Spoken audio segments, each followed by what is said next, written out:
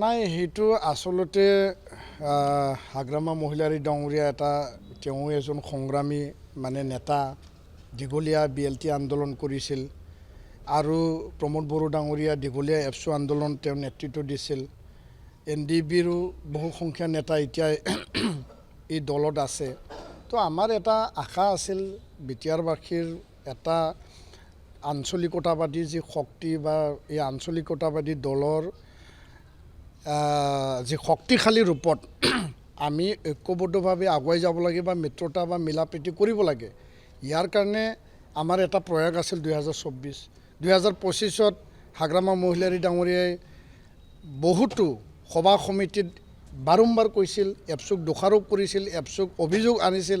যে এপছু সভাপতি আৰু এপছু টিমে দায়িত্ব লৈ পেলাই UPPL আৰু BPF দুই মুৰব্বী প্ৰমোদ বড়ো হাগ্ৰামা মহিলাৰীক টেবুলত বহোৱাবলৈ তেওঁলোকে পাৰা নাই এই অভিযোগটো যেতিয়া তেওঁ সঘনাই আনিলে 3-4 মাহ ধৰি এপছুৱে চিন্তা কৰিছিল সিদ্ধান্ত লৈছিল খাদ্য সভা এপছু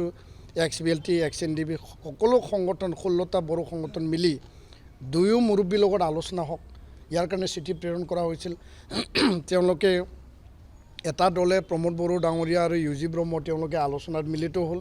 হাগ্ৰামা মহিলাৰী ডাঙৰীয়াই পুনৰ চিঠি প্ৰেৰণ কৰিলে কিন্তু তেওঁ আলোচনাত নাহিল তো আজিৰ তাৰিখত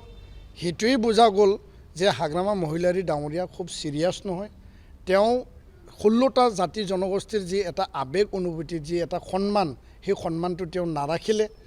আৰু এই যে মিত্ৰতা বা বুজাবুজিৰ যি এটা প্ৰয়াস বা প্ৰক্ৰিয়া হাগ্ৰামা মহিলাৰী ডাঙৰীয়া যে নাহিল আৰু এই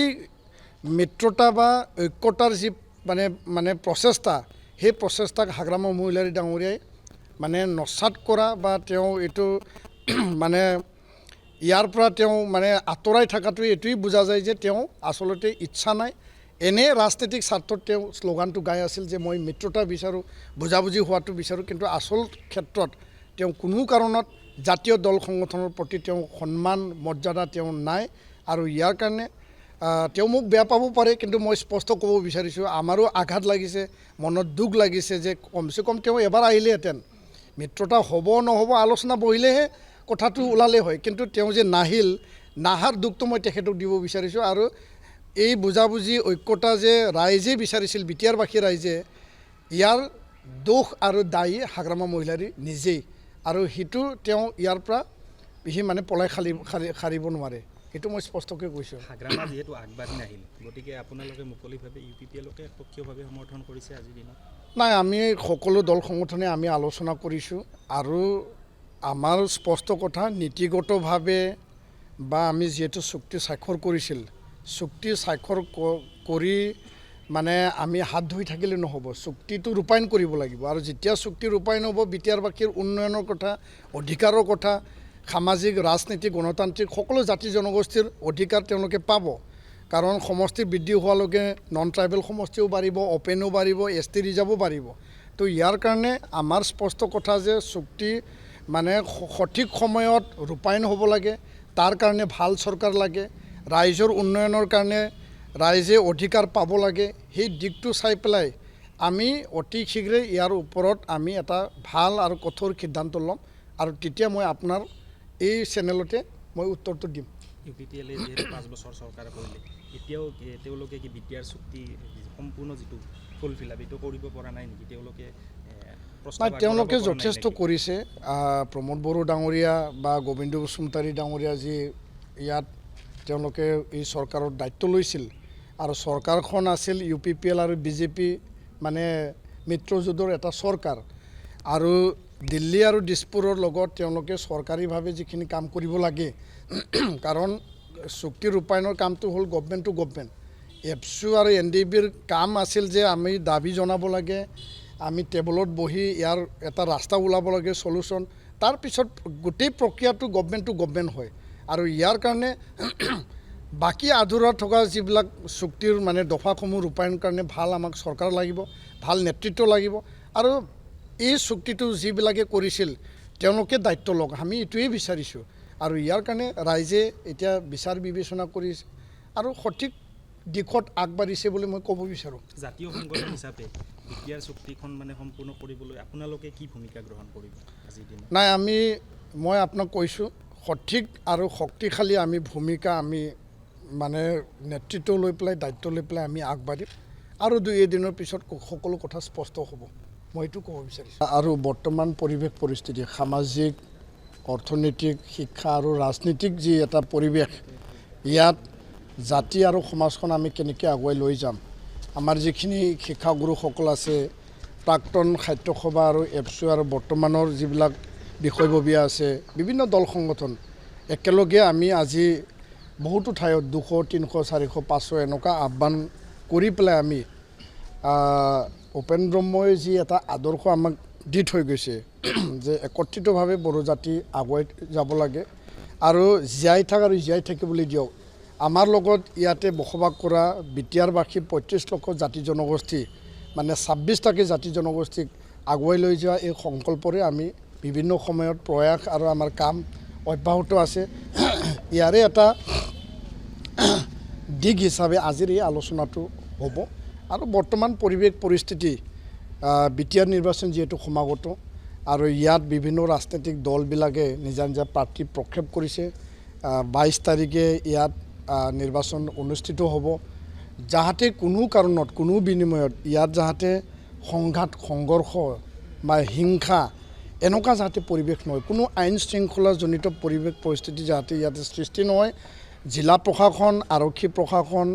কঠোৰ হোৱাটো আমি বিচাৰিছোঁ আৰু মানুহে নিৰ্ভয়ে ভোটদান কৰিবলৈ তেওঁলোকে সুযোগ পাব লাগে। আৰু অসম ৰাজ্যিক নিৰ্বাচন আয়োগে যিহেতু এই নিৰ্বাচন অনুষ্ঠিত কৰিছে, তেওঁলোকে সকলো প্ৰক্ৰিয়া খুব মানে স্বচ্ছতাৰে আৰু খুব সুন্দৰকৈ তেওঁলোকে আগুৱাই নিব লাগে। ৰাইজে ভোটদান দিবলৈ যাওঁতে কাৰণ যিকোনো পৰিৱেশত তেওঁলোকে যাতে কষ্ট নাপায় তাৰ প্ৰতি নজৰ ৰাখিব লাগে। মই এই ঠাইৰ পৰা ষ্টেট ইলেকশ্যন কমিশ্যনক মই দাবী জনাইছোঁ, জিলা প্ৰশাসনকো মই আহ্বান জনাইছোঁ। যিহেতু বিটিচি নিৰ্বাচন সমাগত, আপোনালোকে এই বিটিচি নিৰ্বাচনত কোনোবা ৰাজনৈতিক দলক মুকলিভাৱে সমৰ্থন জনাব বিচাৰে নেকি? নাই, নিখিল বড়ো ছাত্ৰ সন্থাৰ স্থিতি স্পষ্ট। আমি এই কথাটো স্পষ্টকৈ কৈছোঁ যে 5টা বছৰ আমি শান্তি এটা অতিক্ৰম কৰিলোঁ। 2020 শান্তি চুক্তি NDB, এপছু, UBP সম্পাদিত হৈছিল আৰু এই শান্তি চিৰযুগমীয়া, চিৰস্থায়ী হ'ব লাগে। মিজোৰাম এটা সময়ত বহুতো সংঘৰ্ষ, সংঘাত এটা পৰিৱেশ আছিল, তো মিজোৰাম আজিৰ তাৰিখত শান্তিৰ মিজোৰাম বুলি জনা যায়। আৰু বিটিআৰ চুক্তি হোৱাৰ পিছত অসমত আলফা চুক্তি, কাৰ্বি চুক্তি, ডিমাচা চুক্তি বা মানে আদিবাসী চুক্তি, বিভিন্ন চুক্তি ইয়াতে হৈছে, বড়ো চুক্তিৰ পিছত। তো বড়োলেণ্ডখন এতিয়া শান্তিৰ এটা প্ৰতীক আৰু সমগ্ৰ অসমত এতিয়া শান্তি ঘূৰি আহিছে। তো এই শান্তি বিটিআৰত আমি চিৰযুগমীয়া কৰিব বিচাৰিছোঁ। তাৰ সমান্তৰালভাৱে বড়ো শান্তি চুক্তিৰ যিবিলাক মানে দফা, বহুতো দফা ৰূপায়ণ হ'ল আৰু বহুত দফা আৰু ৰূপায়ণ হ'বলৈ বাকী থাকিল। 125th এমেণ্ডমেণ্টৰ যোগেদি বিটিআৰৰ 60খন সমষ্টি বৃদ্ধি কৰা, মোৰ অট'নমিৰ যোনটো কথা আছে, আত্মনিয়ন্ত্ৰণ, এই যি বিটিআৰ বিটিচি যি এৰেঞ্জমেণ্ট, ইয়াত কেন্দ্ৰীয় চৰকাৰৰ পৰা পোনপটীয়া পুঁজি পাব লাগে। অসম চৰকাৰেতো প্ৰতি বছৰে পুঁজি দিয়ে, কিন্তু কেন্দ্ৰীয় চৰকাৰৰ পৰা পুঁজি আহিব লাগে। সেই বিষয়টো লৈ পেলাই আমি কাম কৰিব লগা আছে। বিদ্যালয় প্ৰাধিকৰণ, তো ইয়াৰ কাৰণে আমি কৈছোঁ যে যি দলে চুক্তিত স্বাক্ষৰ মানে কৰা এই দফাত সন্নিৱিষ্ট দফাসমূহ, এই দফাসমূহ ৰূপায়ণৰ কাৰণে তেওঁলোকে দায়িত্ব ল'ব বা তেওঁলোকে দায়িত্ব সহকাৰে, নিষ্ঠা সহকাৰে কাম কৰিব। আৰু যিসকল সংগ্ৰামী নেতৃত্বে চুক্তি স্বাক্ষৰ কৰাত বলিষ্ঠ ভূমিকা লৈছিল, তেওঁলোকে যদি এই কামটো সুচাৰুৰূপে যদি আগবঢ়াই নিয়ে, সদায় আমাৰ তেওঁলোকৰ প্ৰতি নিখিল বড়ো ছাত্ৰ সন্থা বা বিটিআৰবাসী বড়ো ৰাইজৰ সদায় এই যি মানে তেওঁলোকৰ যি মানে কমিটমেণ্ট, সেই কমিটমেণ্টৰ প্ৰতি আমাৰ সমৰ্থন থাকিব। তেওঁলোকে এতিয়া কোনো দলৰ ষ্টাৰ ওলোৱা নাই, ষ্টাৰ ওলালে আমি বিবেচনা কৰিম। আজি আমি সমৰ্থনৰ কথা আমি পোনপটীয়া ক'ব নোৱাৰোঁ আৰু যেতিয়া ষ্টাৰ ওলাব তেওঁলোকৰ গোটেই বিষয়টো বিচাৰ বিবেচনা কৰি পেলাই এপছু আমি সিদ্ধান্ত ল'ম। যিকোনো খবৰৰ বাবে যোগাযোগ কৰক 7099017330 লগতে 7099017110 নম্বৰত।